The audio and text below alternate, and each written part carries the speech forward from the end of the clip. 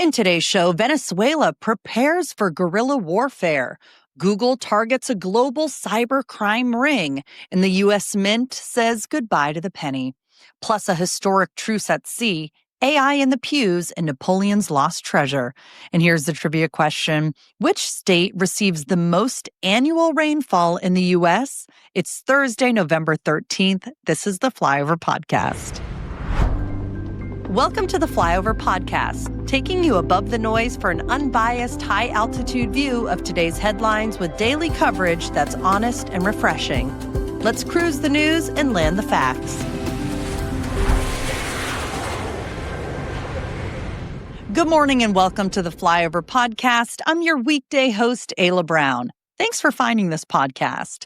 It's another busy day, so let's take off with the biggest headlines in politics, sports, finance, and so much more.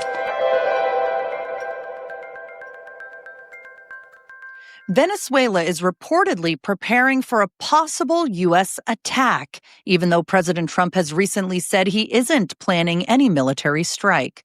According to documents reviewed by reporters, President Nicolas Maduro has drafted a prolonged resistance strategy built around guerrilla-style tactics. That includes relying on small military units, civilian militias, and even a plan to deliberately create unrest in Caracas to make the capital difficult to control. Experts say this approach reflects the weakened state of Venezuela's military.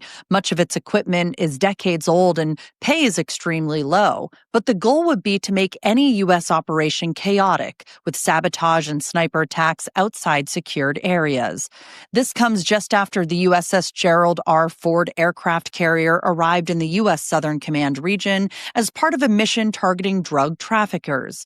That force has already carried out 19 strikes on suspected vessels since September, resulting in at least 76 deaths. Read about more of this in the show notes. Google is taking a major cybercrime group to court, filing a federal lawsuit against a China-based operation running a huge text phishing or smishing scheme. The group used fraudulent messages pretending to be services like EasyPass and the U.S. Postal Service, directing people to fake websites built using phishing as a service kit called Lighthouse. Google says the operation may have compromised anywhere from 12 million to over 100 million credit cards across more than 120 countries. The company is using RICO and other federal laws in hopes of dismantling the group entirely, and it's also backing several bipartisan bills in Congress aimed at boosting protections against international cyber fraud. And after more than 230 years, the U.S. Mint has struck its final penny. The last 1-cent coin was produced Wednesday in Philadelphia during a ceremonial event led by U.S. Treasurer Brandon Beach.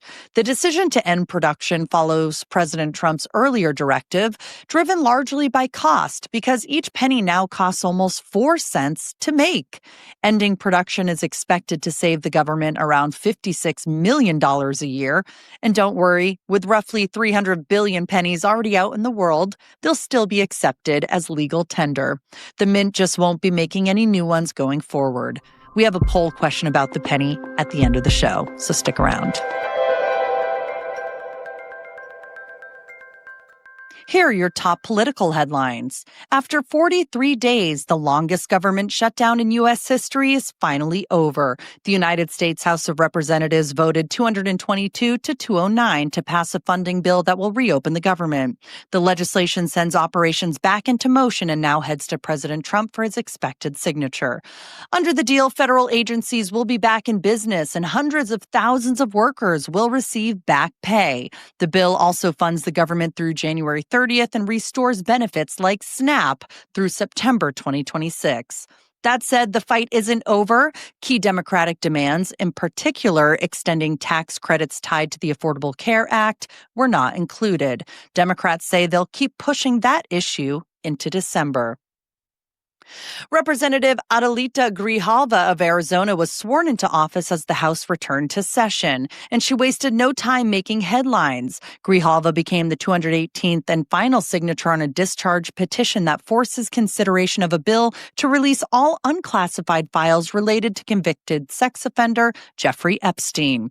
Her signature triggers a formal process that could unfold through early December as lawmakers debate how much information will ultimately become public.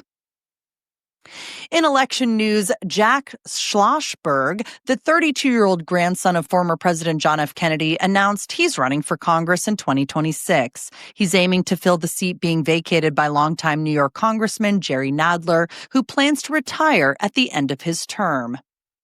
And in California, Governor Gavin Newsom's former chief of staff, Dana Williamson, has been indicted by a federal grand jury on a list of corruption charges, including bank and wire fraud, conspiracy, and making false statements. Prosecutors say the charges stem from her private consulting work after leaving the governor's office, though Newsom's team has not been accused of wrongdoing. Here's Podcast Extra. The Houthis say they're pausing attacks on merchant ships in the Red Sea, a move that comes right after a fragile ceasefire in Gaza. The announcement is raising hopes that cargo traffic through the Suez Canal might finally return to normal, but experts aren't celebrating just yet. Analysts say shipping companies and insurers will need real security guarantees before they fully come back. Even the CEO of Maersk, one of the world's largest shipping lines, says any recovery depends on whether the ceasefire and the Houthis' restraint actually hold. Across the U.S., churches are turning to artificial intelligence to help reach their congregations and manage the growing demands of ministry. Some are even using apps like Text with Jesus, which lets users chat with AI versions of biblical figures or get personalized prayers. Supporters say it's a way to help overworked pastors connect with more people online. But critics argue that relying too heavily on tech for matters of faith could blur moral lines. One pastor even put it this way, quote, "You can't outsource your morality." What do you think about this? The comment section is yours. And a piece of history just sold for a royal sum. Literally. A diamond brooch once owned and later lost by Napoleon during his retreat from Waterloo fetched $4.4 million at auction in Switzerland. The jewel, featuring a 13-carat diamond surrounded by smaller stones, was found among Napoleon's belongings after his 1815 defeat and kept in a Prussian royal collection for generations. The sale shattered its $250,000 estimate, fueled in part by renewed interest in Napoleonic treasures after last month's Louvre jewel heist. Disney's streaming dispute hits hard. The NBA rewrites its all-star rules, and one woman finds unexpected comfort in AI. It's all on the way. But thanks to our sponsor, Native Path Collagen, made with only type 1 and 3 collagen, the two types that make up 90% of the collagen in your body, it supports your skin, hair, nails, joints, and gut without unnecessary fillers. It's a single ingredient formula, third-party tested for purity, and completely flavorless, so just mix it right into anything you want. Native Path offers amazing bundle deals, and with this special link, you can grab 3 or 6 packs at the fraction of the price of other brands. There's over 4 million jars sold, 1 million happy customers, and a 365-day no-risk guarantee. I actually love this stuff. I use it every morning in my coffee, and I do swear that my hair has started growing very beautifully and long since using it. So I hope you enjoy that as well. Go to getnativepathcollagen.com/flyover or click the link to purchase in today's show notes. In finance, the self-driving car company Waymo says it's taking its robo-taxis to the next level, literally onto the expressway. Starting this week, customers in Los Angeles, Phoenix, and the Bay Area will be able to take autonomous rides on highways, marking a major step forwards for self-driving tech and everyday adoption.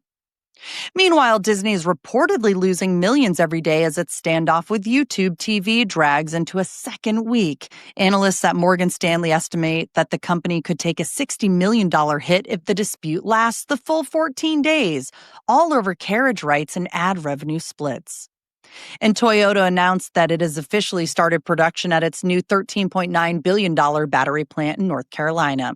The automaker also plans to invest up to another $10 billion in the U.S., more than originally expected, as it ramps up its electric vehicle strategy. Here's how the stocks did yesterday. The Nasdaq dipped 0.26%, S&P 500 inched up 0.06%. The Dow Jones had a strong day, gaining 0.68%. Bitcoin slipped 1.02%, and gold climbed 2.30%, trading in at about 42.01 an ounce. And McGraw-Hill was the standout mover of the day. Its stock surged nearly 24% after the company beat earnings expectations and raised its guidance for the rest of the year. In sports, let's start with college football. The latest college football playoff rankings saw no shakeups at the very top. Ohio State Buckeyes remain number 1, followed by Indiana Hoosiers at number 2, and Texas A&M Aggies holding on at number 3. Meanwhile, BYU Cougars dropped 5 spots to number 12 after their loss to Texas Tech, who themselves climbed up to number 6. In the NBA, the league confirmed a big change for the next NBA All-Star Game. Starters will no longer be forced into positional slots. So gone are the days of exactly 2 guards and 3 front court players. Instead, the 5 top vote getters will start, regardless of the position, opening the door for more flexibility and maybe some interesting lineups. Could you imagine just 5 centers, all 7 feet tall, in the lineup at the exact same time? Wow, that would be like Space Jam.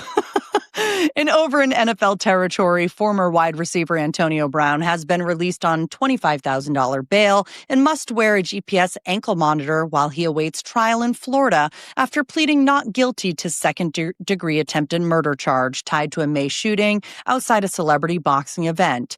His legal team argues self-defense. Prosecutors point to surveillance footage, and the potential sentence could be up to 15 years if convicted. If you are a reader of the Florida Flyover, you can find more details in your inbox today. Former Pro Bowl cornerback Jair Alexander of the Philadelphia Eagles is stepping away from football to focus on his physical and mental health. The move comes just days after he was traded to the team and has been placed on the reserve/retired list, though he could return sometime down the line. In science and tech, a powerful geomagnetic storm lit up skies across the U.S. on November 11th, producing spectacular northern lights from New York to California, and even as far south as Florida and Texas. Forecasters say the storm reached a G4 severe level, triggered by a massive coronal mass ejection from the sun, and the aurora, well, did it continue last night where you live? Let me know in the comments section. Meanwhile, Toyota is showing off a mobility device straight out of the future. Their new Walk Me robotic wheelchair uses 4 legs instead of wheels, letting the user climb stairs, tackle uneven terrain, and even lower itself to the floor when needed. It's being pitched as a game changer for people with mobility challenges. If that might be you or you know someone, I've linked that in the show notes below. I actually find that story incredibly fascinating. And in the world of music meets technology, an AI-generated country song called Walk My Walk by virtual act Breaking Rust has climbed to number 1 on Billboard's country digital song sales chart, registering over 3 million Spotify streams in under a month. I've also linked the song in the show notes so you can listen. But hey, while you're at it, can you also listen to my music on Spotify too? Because I would love 3 million streams in under a month. I'll also link my favorite song called Pride of America. So you have a lot to listen to today, but you have to start here first. Here are just a few extra stories we thought you'd enjoy today. The Mega Millions jackpot just got massive. It's now up to an estimated $965 million, the 8th largest prize in the game's history. Nobody matched all 6 numbers in Tuesday's drawing, so the pot keeps climbing ahead of Friday night's next draw. Will you be buying a ticket?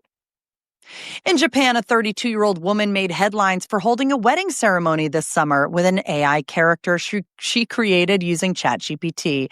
She named him Loon Klaus and says their daily conversations helped her heal after a broken engagement, eventually turning into what she describes as genuine affection.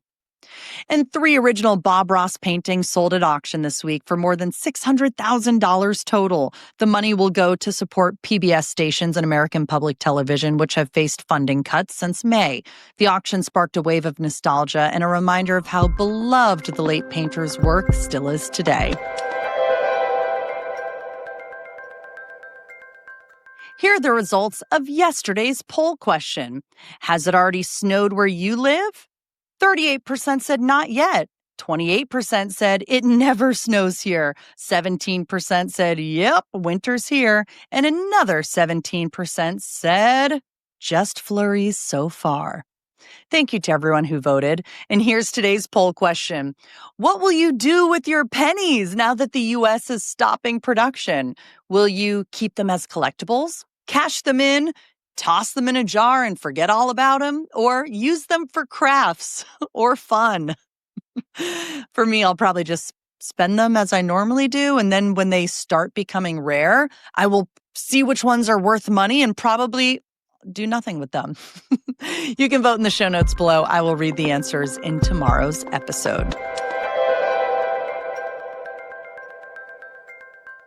In today's trivia, which state receives the most annual rainfall in the U.S.?